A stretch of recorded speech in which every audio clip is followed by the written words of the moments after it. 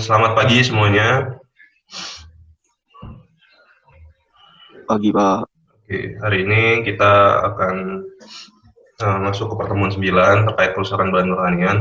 Setelah sebelumnya juga sudah masuk dengan Pak Ikam ya beberapa pertemuan. Mudah-mudahan ini nanti tidak ada gangguan sinyal dan kita akan lihat bagaimana kerusakan bahan pertanian. Nah, ini diharapkan nanti kalian paham tentang parameter kualitas produk pertanian, mampu menentukan secara ekonomi akibat kerusakan produk pertanian, karena ini kan merugikan ya kalau produk pertanian, dan menentukan sebab-sebab dan untuk utama kerusakan produk pertanian. Jadi, kalau yang ikan, mana coba saya tes ya, ini masih ada orangnya nggak? Tahani mana nih, Tahani? Iya, Coba, Pak. Tahani. Kalau yang ikan kamu yang pilih yang kiri atau yang kanan? Yang kiri, Pak. Yang kiri, meskipun harganya mahal. Iya. Wah, serius ini. Iya, Kenapa Pak. kamu pilih yang kiri? Iya, karena kan yang kiri ikannya masih segar, yang kanan udah busuk gitu, Pak. Tapi kan masih bisa digoreng. Iya. Iya, tapi mendingan ikan segar, Pak. Oke. Kenapa kamu katakan itu ikannya segar yang sebelah kiri sementara yang sebelah kanan tidak segar? Tahani. Dari itunya sih, Pak, kelihatan penampakannya gitu sih, Pak. Kalau yang kanan kan kayak ada udah busuk-busuknya gitu tuh, Pak, di sisinya. Kalau yang kiri? Kalau yang kiri masih fresh gitu kelihatannya, Pak. Kelihatannya. Ya, nggak apa-apa. Oke, artinya apa? Artinya kan Tahani melihat kesegaran produknya berdasarkan penglihatannya ya, visualnya kan ya. Nah, begitu juga kerusakan produk hasil pertanian ini kebanyakan dilihat dari secara visual ya umumnya. Jadi para pembeli itu biasanya melihat dari visualnya. Kalau visualnya baik mau beli, kalau tidak beli gitu ya. Biasanya seperti itu kan ya. Meskipun banyak yang preferensi selanjutnya adalah mengenai harga ya. Jadi ada juga yang meskipun tidak segar, kalau harganya harganya sesuai dengan budget dia itu tetap dibeli ya sama konsumen. Gitu. Jadi selain tampilan fisik, ada juga preferensi utama itu ya harga. Namun biasanya kalau tampilan fisik itu menentukan harganya. Jadi misal memang masih tetap dijual ya ikan seperti ini atau wortel seperti ini, cuman biasanya ada harga yang harganya biasanya lebih murah. Biasa juga digunakan ya selain untuk konsumsi pribadi manusia, biasanya digunakan untuk konsumsi pakan ya, pakan ternak. Biasanya seperti itu. Oke, jadi biasanya, jadi intinya kerusakan produk hasil pertanian ini pertama kali dinilai dari secara sisi visual ya, dari sisi visual. Jadi para konsumen melihat fisiknya, lalu ya, preferensi selanjutnya mungkin harga dan seterusnya sampai kandungan kimiawinya. Tidak mungkin ini dilihat langsung dari kandungan kimiawinya. Ya, tidak mungkin ujuk-ujuk ibu kalian atau orang tua kalian belanja di pasar. Bang, wortelnya ini mengandung beta karoten nggak? Kan nggak mungkin gitu ya. Pasti kan orang tua kalian lihat tampilan fisiknya, baru menentukan harganya. Oke, jadi seperti itu ya. Ya otomatis kebanyakan kalian milih yang sebelah kiri. Nah, ini kerusakan bahan pertanian didefinisikan sebagai perubahan karakteristik fisik dan kimiawi suatu bahan hasil pertanian yang tidak diinginkan. Gitu. Jadi kerusakan bahan pertanian ini dikatakan terjadi perubahan karakteristik, ya, terjadi perubahan. Perubahan itu kan berarti ada suatu suatu yang berbeda ya dari sisi awalnya. Yang awalnya mungkin wortel tadi segar menjadi rusak gitu ya. Dan selain fisik ada juga kimiawi, meskipun tidak kelihatan, tapi biasanya kimiawi ini berpengaruh terhadap fisik. Nanti kita lihat bagaimana pengaruhnya ya. Dan juga penyimpangan dari standar. Nah, kalau standar yang digunakan biasanya SNI ataupun kalau di dalam perusahaan biasanya punya standarnya sendiri perusahaannya. Oke, perubahan fisik itu meliputi warnanya bagaimana, apakah sesuai standar atau tidak, gitu ya. Bentuknya, apakah bentuk jeruk itu bulat atau bentuknya lonjong, dan bagaimana selanjutnya aroma juga ya di dicium ya, penciuman, dan tekstur. Nah, tekstur ini biasanya yang sering sekali ya ditekan-tekan, padahal ditekan-tekan tuh ya jadinya rusak ya. Jadi tapi ya biasanya kalau yang busuk kan cenderung lebih soft gitu ya, lebih lembut dan lebih lunak dagingnya gitu ya. Lalu perubahan kimiawi, karbohidrat, protein, lemak, vitamin, kadar air, kadar gula ya paling ini ya. Dan komponen penting lainnya nanti kita lihat. Jadi kerusakan itu didefinisikan sebagai adanya perubahan faktor-faktor ini, gitu ya. Jadi ada perubahan warna, pasti terjadi kerusakan. Ada perubahan bentuk, gitu ya, ada kerusakan dan lain sebagainya. Jadi benda rusak itu dikatakan menyimpang dari standarnya ya. Benda yang rusak adalah benda yang menyimpang dari standarnya. Oke. Ini perubahan fisik yang paling umum ya, paling sering ya. Kalau kita lihat dari cabenya yang warna merah segar menjadi sedikit coklat ya, atau kuning-kuningan. Ada juga kalau dalam telur ya, ini kelihatan kalau yang masih segar itu masih kuning dan agak melonjong ke atas gitu ya. Sementara yang kurang segar sudah tersebar ya, semacam tersebar, dan warna kuningnya juga sudah mulai pudar. Itu yang segar dan yang kurang segar. Nah, kalau yang ini cabenya terserang antraknosa ya. Nanti kita lihat apa itu antraknos. Selama susut pasca panen ya, proses pasca panen terjadi susut atau kehilangan ya. Kalau menurut FAO, biasanya kehilangan tuh terjadi 2-5% di panen, dan 3-6% di pengemasan, 1-2% di sortasi. Sortasi itu yang penyusunan ya. Transportasi 2-5%, pengolahan 1-5%, penyimpanan 5-10%, dan distribusi 5-15%. Nah, kalau kita lihat yang mulanya dipanen 100%, ini turun menjadi ketika dikonsumsi atau ketika sampai konsumen hanya sampai 60-50%. Kita lanjut aja ya.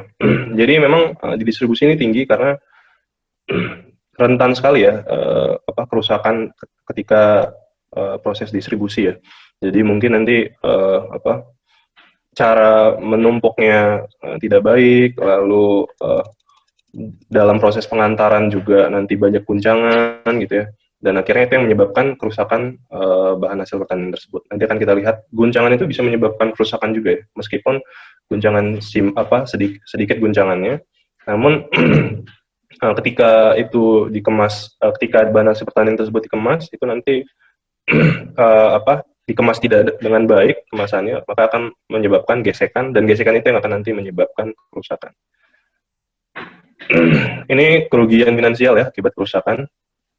Misal contoh kasus jahe ya, nilai kerusakan, jadi untuk menghitung kerugian finansial ya akibat kerusakan itu dihitung dengan cara jumlah produk yang rusak dikali harga satuan. Tuh. Nah, ini logika umum saja ya. Nah, misal data produksi jahe ini dari BPS ya, untuk Provinsi Lampung itu sekitar 1.900.000, sekitar 2 juta kilo lah ya, 2 juta kilo per tahun. Kita asumsikan harganya 40.000 per kilo ya. Nah, kalau dari data FAO tadi sekitar 5-10% ya kerusakan. Nah, kita asumsikan si jahe ini mengalami busuk rimpang. Busuk rimpang ini ada hitam-hitam ya di ujungnya. Dan kita asumsikan juga produk yang mengalami busuk rimpang jahe ini tidak dapat diterima lagi di pasar, meskipun kondisi kenyataannya tetap bisa diterima juga ya. Kita asumsikan saja yang busuk rimpang tidak dapat diterima lagi, dan ketika kerusakannya 5%, kita kalikan jumlah produksi per tahun, itu berarti dapatnya kerusakannya sekitar 96.700 kilo. Dan kerugiannya itu bisa mencapai 3 miliar per tahun, hanya Provinsi Lampung saja. Seperti itu ya. Jadi kerusakannya cukup besar ya, kerugian secara finansial yang dialami. Meskipun dalam kenyataannya biasanya kalau penjual itu ya kalau ada busuk rimpang nih dipotong saja ini ya kan, dipotong sudah tetap dijual gitu ya. Jadi tidak sampai senilai ini juga ya. Cuman kalau di negara-negara maju, biasanya terutama untuk di pabrik juga ya, di pabrik biasanya sedikit saja cacat produk hasil pertanian tersebut tidak dapat diterima. Jadi kerugiannya bisa mencapai kurang lebih 3,8 miliar. Jadi seperti itu ya, sangat berbahaya.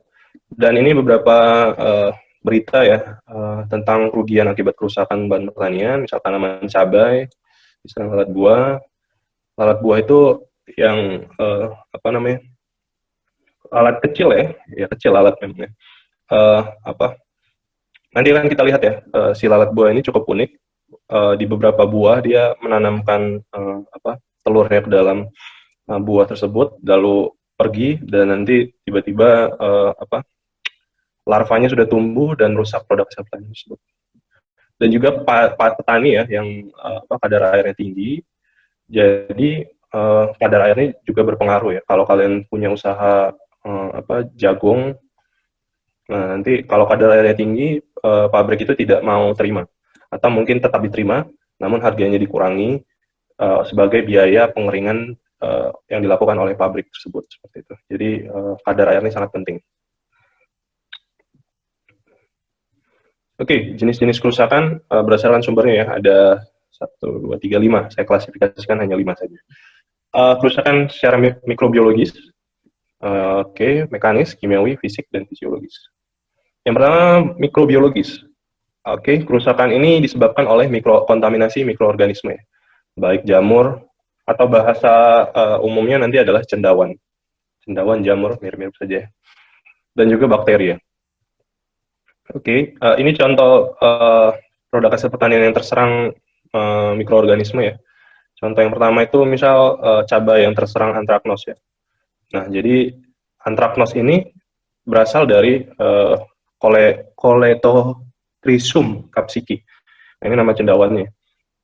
Jadi si cendawan ini menyerang cabai dan si cendawan ini mengeluarkan apa namanya senyawa metabolit yang menyebabkan terjadinya proses enzimatis sehingga terjadinya pembusukan cabai ini atau produk hasil pertanian lainnya, namanya antraknos. Dan juga Aspergillus niger pada jagung. Ya, kalau kalian lihat ada kuning-kuning seperti ini, jagungnya biasanya ini terserang jamur, ya, terserang cendawan. Jadi apa membedakan yang serangan mikrobiologis dengan serangan lainnya, biasanya kalau serangan mikrobiologis ini di produk hasil pertanian dia agak basah gitu ya, dan menghasilkan produk hasil pertanian tersebut lembek atau apa teksturnya jadi basah dan apa namanya teksturnya lebih lembut lah gitu ya. Lebih lembek gitu ya, bukan lembut.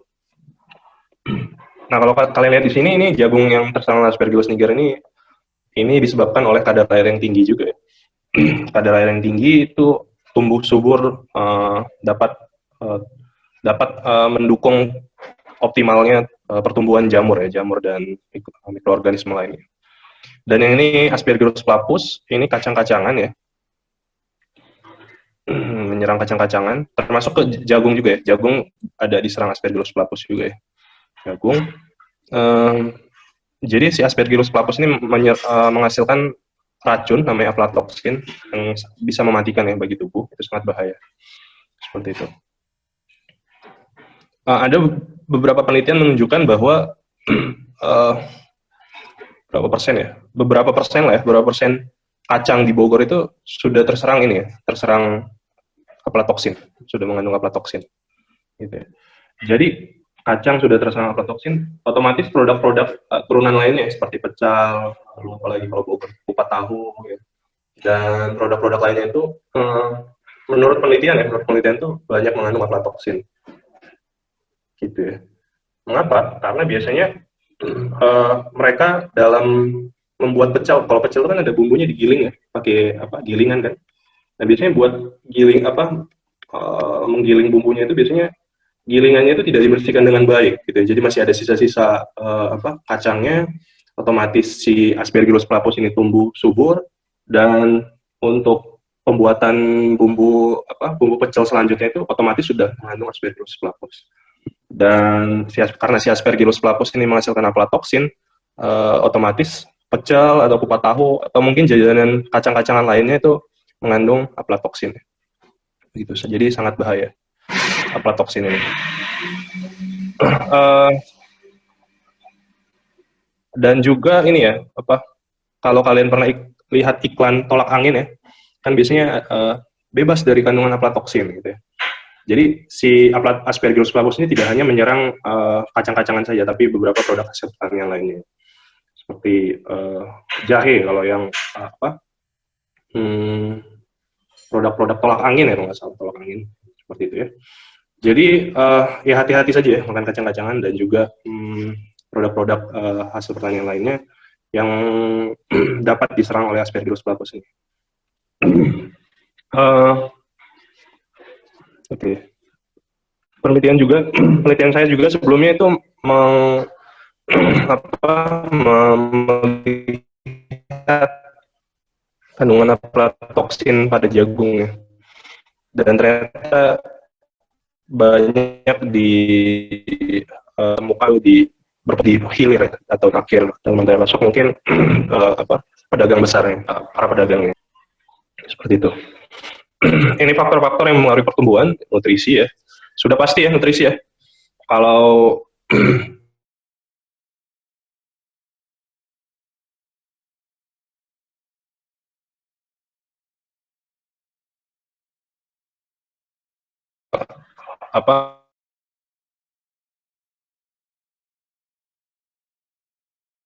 SE dan lain-lain produk yang kalian makan mikroorganisme sehingga mereka tumbuh subur juga ya di produk-produk hasil pertanian. Maksudnya waktu penyimpanan semakin lama disimpan semakin semakin dia tumbuh subur. Lalu suhu untuk mikroorganisme optimumnya sekitar 36 lah ya derajat Celcius. Umumnya seperti itu ya. Jadi tidak heran mikroorganisme ini tumbuh subur di Indonesia ya, karena Indonesia kan tropis ya, kurang lebih suhunya sekitar 30 sampai ya 30-an ke atas lah, 30 lebih ya, 30 derajat Celcius ke atas. Namun ada juga mikroorganisme itu yang tumbuh dalam kondisi ekstrim ya, termofilik. Jadi suka dalam kondisi ekstrim, misal suhu 100 derajat. Ada juga yang di bawah 0 derajat dan lain-lain gitu. Bahkan ada juga ya di dalam kondisi ekstrem mungkin mereka tumbuh baik lah ya. Dan ada juga yang tumbuh baik, ada juga yang mungkin tidur ya, dorman ya dalam kondisi ekstrem. Lalu nanti ketika dalam kondisi normal lagi dia tumbuh subur. Lalu pH ya, baik kondisi asam dan basa. Ada yang tumbuh baik dalam kondisi normal, ada juga yang dalam kondisi ekstrem, macam-macam. Oh iya, untuk yang suhu ini alasannya kenapa kalau dalam masak produk hasil pertanian itu harus dicuci dulu ya atau dipanaskan terlebih dahulu. Seperti itu.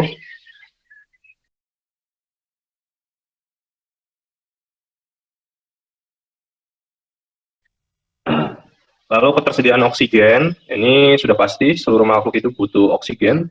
Dan AW ini sudah belajar ya, sebelumnya ya, water activity ya. Water activity, dan senyawa kimia ya, senyawa kimia, dan radiasi matahari. Ini faktor-faktor yang mempengaruhi pertumbuhan mikroorganisme. Oke, sampai sejauh ini ada yang ingin ditanyakan dulu? Sampai kerusakan mikroorganisme.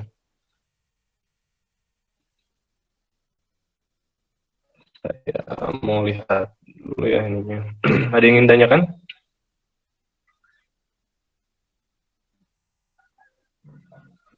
Pak, izin bertanya, Pak. Oh iya, silakan. Maaf, Pak, tadi suaranya putus-putus, Pak. Cuman mau nanya, pH-nya berapa ya, Pak? pH apa nih? Ini faktornya kan ada pH tuh pH-nya tuh basa atau asam, Pak, atau berapa gitu? Normal. Oh, normal ya, Pak. Oh, makasih, Pak. Meskipun ada beberapa yang tumbuh baik dalam pH ekstrem ya, pH basa atau asam, namun biasanya relatif mendekati 6 ke 7 lah ya untuk mikroorganisme. Makanya kalau kalian kalau kalian kerja di laboratorium yang berkaitan dengan mikroorganisme, nanti ada dibikin mediumnya itu biasanya pH-nya sekitar 6 sampai 7 karena tumbuh subur di sekitar seperti pH segitu ya. Oke, ada lagi? Izin bertanya, coba Pak. saya. Oh iya, silakan.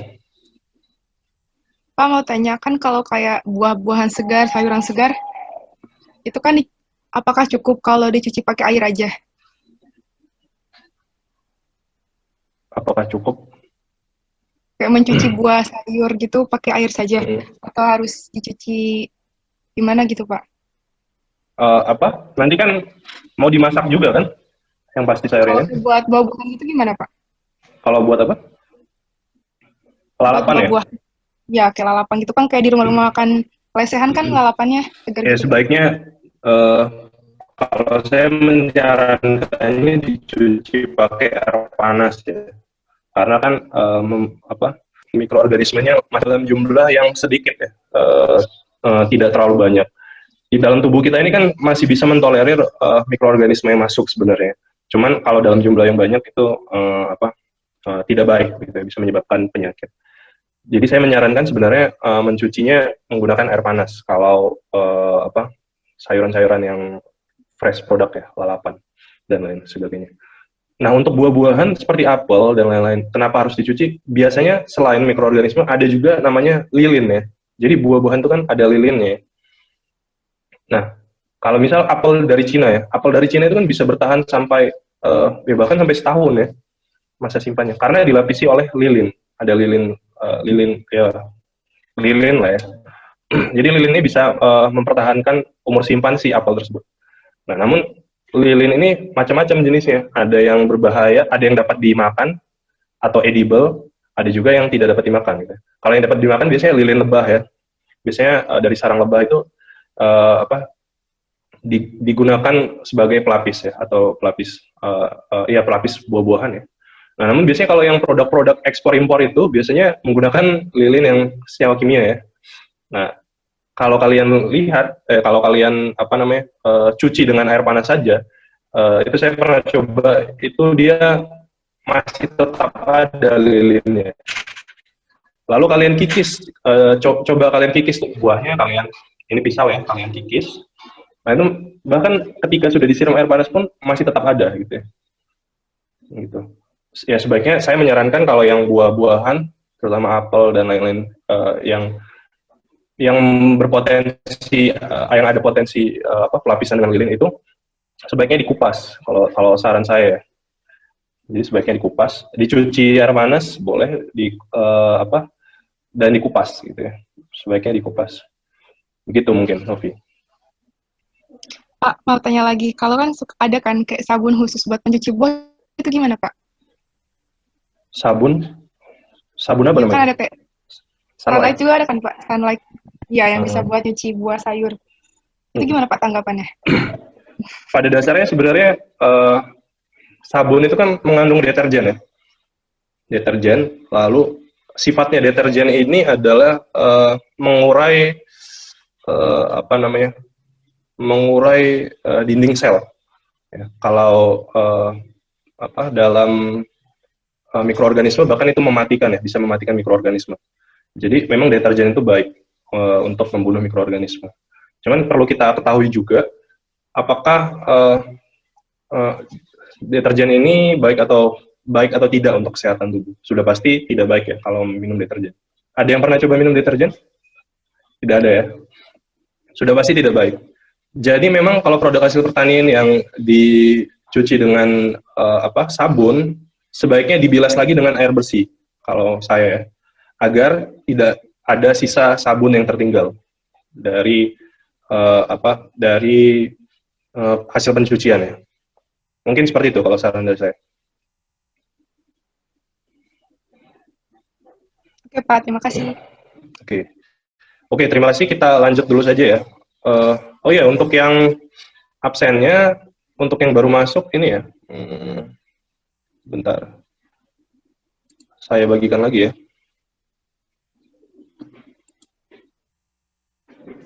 Oke, kalau tidak ada, ya sudah. Tugasnya ya, kumpulkan ya. Jadi kumpulkan foto kerusakan bahan pertanian yang ada di sekeliling kalian. Misal busuk gitu ya. Misal kalian punya sayur busuk, foto, lalu tentukan jenis kerusakan apa itu ya. lalu kalian buat di dalam PowerPoint, lalu nanti saya buka saya buka Google Classroom ya, assignment-nya ya. Oke, gampang ya tugasnya. Oke, ini Pak, misal susu basi Pak, susu kan produk hasil pertanian juga ya, susu basi Pak, padahal memang sudah dibiarkan gitu saja di suhu ruangan. Pak, Oke, ada lagi ya? tadi kan yang pas bagian telur itu kalau nggak salah, yang sebelah kanan itu yang Kurang dia- segar. Coba Pak.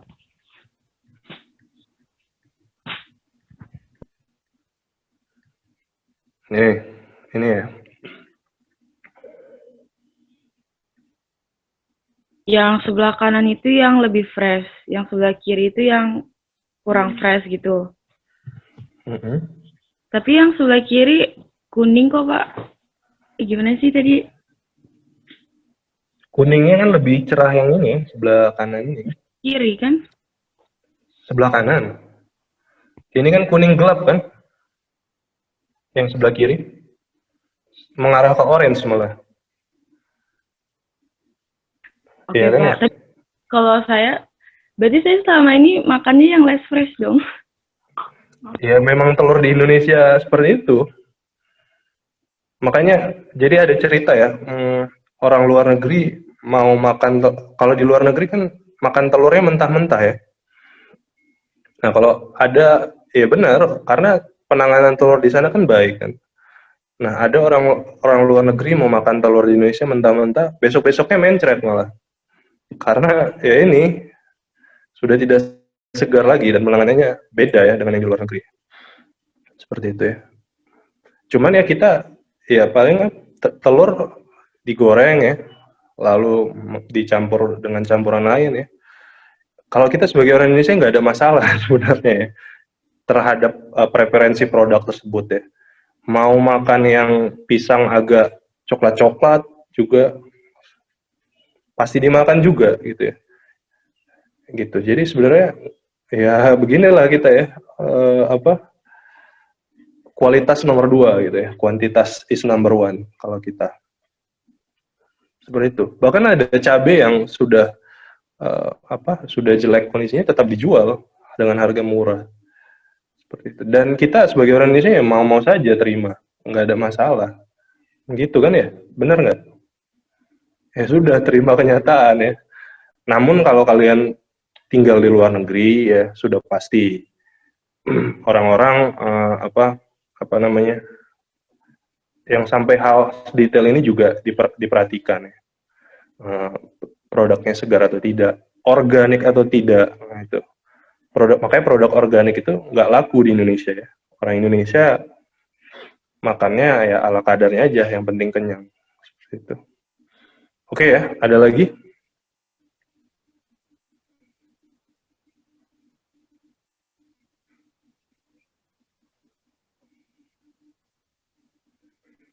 Paham ya semua tugasnya ya? 3 ya jadi ya minimal ya fotonya. Ada lagi yang ingin tanyakan?